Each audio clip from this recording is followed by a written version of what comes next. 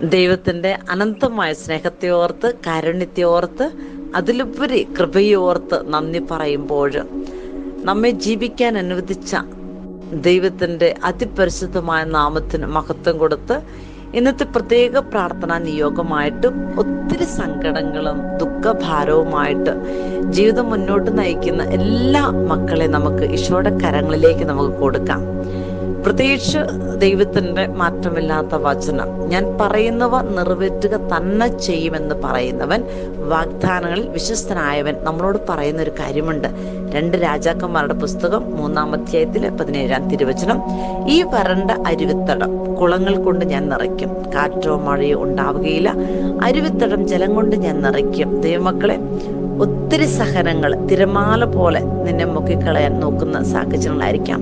ഒരുപക്ഷെ പർവ്വതം പോലെ വെല്ലുവിളികൾ നിനക്ക് മുന്നിൽ ആക്രോശിക്കുമ്പോഴും, ഇരുട്ട് കർമേഘം പോലെ നിന്നെ വിഴുങ്ങിക്കളയുന്ന സാഹചര്യങ്ങളോടെ നീ കടന്നു പോകുന്ന ഒരു മകനായിരിക്കാം, മകളായിരിക്കാം. പക്ഷെ ഈ വരണ്ടു പോയ ഈ അവസ്ഥകളിൽ കൂടി കടന്നു പോകുമ്പോഴും കർത്താവ് പറയുകയാണ്, നിന്റെ വരണ്ട അരുവിത്തടം ജീവിതത്തിന്റെ സാഹചര്യങ്ങൾ ഇനി മുന്നോട്ട് നീങ്ങാൻ പറ്റുകയില്ല എന്ന് പറഞ്ഞ കർത്താവ് കാറ്റോ മഴയോ അല്ലെങ്കിൽ നിന്നെ മുക്കിക്കളയുന്ന ഒരു സഹനങ്ങളോ വേദനകളോ നൊമ്പരങ്ങളോ കൊണ്ടോ നിന്നെ കർത്താവ് തള്ളിക്കളയുന്നവനല്ല എന്ന് കർത്താവ് ഉറപ്പ് തരികയാണ്.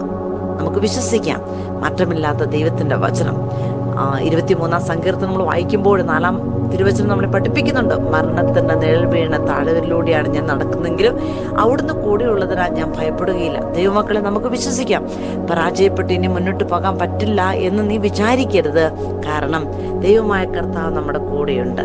3-ാം സങ്കീർത്തനം നമ്മൾ പഠിപ്പിക്കുന്ന ഒരു കാര്യമുണ്ട്. 3-ാം വാക്യം, കർത്താവേ, അങ്ങാണ് എൻ്റെ രക്ഷാകവചം, അങ്ങാണ് എൻ്റെ മഹത്വം, എന്നെ ശിരസ്സ് ഉയർത്തി നിർത്തുന്നതും അവിടുന്ന് തന്നെയാണ്. ദൈവമക്കളെ, നമുക്ക് വേണ്ട വിശ്വാസം ഇതാണ്.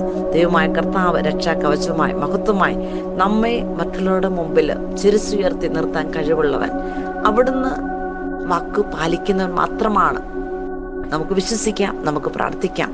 സങ്കടങ്ങൾ, വേദനകൾ, നൊമ്പരങ്ങൾ, ദുഃഖഭാരങ്ങൾ എടുത്തു മാറ്റാൻ കഴിവുള്ള യേശുനാമം അവിടെ നമ്മുടെ കൂടെയുണ്ട്. പരിശുദ്ധ അമ്മയുടെ വലിയ മധ്യസ്ഥം, ഈശോയുടെ വലിയ കാരുണ്യം, യേശുനാമത്തിന്റെ ശക്തി, വചനത്തിന്റെ കൊട്ട കിട്ടി ദൈവമായ കർത്താവ് സകലവിധ കഷ്ടതകളും നമ്മളെ മോചിപ്പിക്കാൻ കഴിവുള്ളവൻ കൂടെയുണ്ടെന്നുള്ള വലിയ വിശ്വാസത്തോടെ നല്ലൊരു ദിവസം ദൈവമായ കർത്താവ് നമുക്ക് ഓരോരുത്തർക്കും പ്രദാനം ചെയ്യട്ടെ എന്ന് നമുക്ക് പ്രാർത്ഥിക്കാം.